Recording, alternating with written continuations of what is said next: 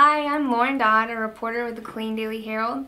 Today I'll be interviewing Shelley Wells, a candidate running for Killeen ISD School Board Place 1.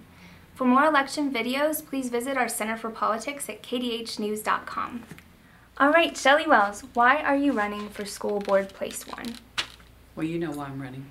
I'm running because I believe it's a place I can make the biggest difference in the lives of kids. And it really is.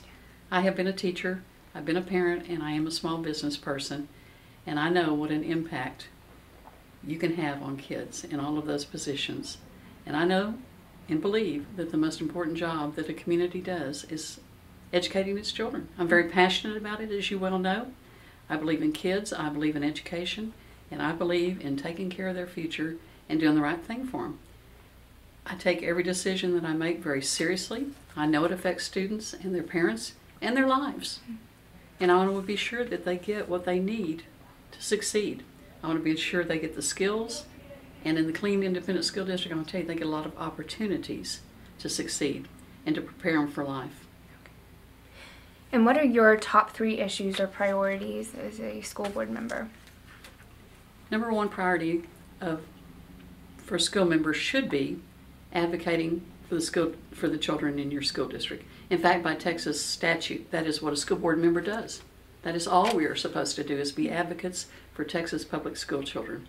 But of course we have other priorities. And mine is managing growth right this moment, and of course being a good steward of taxpayer dollars. All 4 of our high schools are overcrowded, and so right now we're looking at facility usage to be sure we're maximizing all of the buildings that we currently have, and we're looking at creative ways to deliver instruction like blended learning and online classes. We're expanding the early college high school, of course the dual credit classes, the Bioscience Institute, and my pet, the Career Center. So anyway, we're trying to free up kids' schedules, give them more flexibility so they can go to things like pathways and work in the afternoon, or free up their schedules so they go early or go late and can go to the Career Center and do internships. Anyway, we're trying to prepare them for college, for life after high school, and also to alleviate some overcrowding problems by using some kind of creative instructional processes. But eventually I think we'll probably have to build a new high school. And I've always been very impressed with former school boards in that they save the money to build our schools.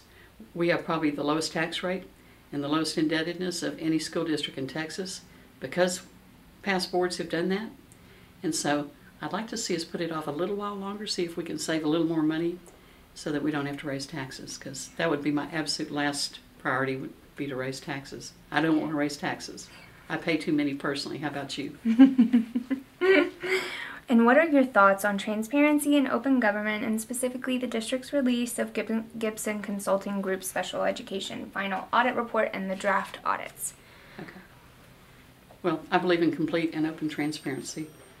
In fact, I've encouraged Dr. Kraft to be transparent at all times, unless there's a reason he cannot do it because of student privacy or for legal constraints. I think you should be open and direct about every single thing that's happening in our school district, including the audit report. I'm fine with releasing the initial audit report, the final audit report, everything in between. You know, that we have nothing to hide. We have everything to gain, and gained a great deal of insight through that report. And I think it's been a good process. I think that the community has come together. As I go out in the community, people have come to me and said, how can we help? Which I find very encouraging, you know, that the community wants to help. They want the school district to succeed. They want students to get the services they deserve. We all do. And what specific steps would you take to address special education issues in Killeen ISD? I think the steps we've already taken are, when we found out we were non-compliant with TEA, we immediately directed Dr. Kraft to fix it. And they started immediately trying to get into compliance, reorganizing, looking at their processes, having some accountability and a line of accountability so that everybody felt responsible for getting this done in the right amount of time. They have been reporting to TEA regularly and getting feedback from TEA on their progress. Meantime, of course, the board hired an outside auditor, which I think was the best thing we've done in a long time, because when we found out we had problems, came as a bit of a surprise. We didn't know what we didn't know, but we wanted to hear it from an outside agency that reported directly to the board. Tell us what we don't know, tell us what we can do better, tell us how we can improve. And it took them a long time. I did not realize it was going to take so long, to be perfectly honest. But when they came back with 19 findings, and they came back with recommendations and best practices. And really, they brought us a blueprint, I felt like, of how we could improve our special education program. So, we know we have a problem, we're going to fix the problem, and now we have a blueprint to fix the problem with. So, and again, I'm still hearing all this community support from parents and from other community members saying, how can we help? How can we be part of the solution?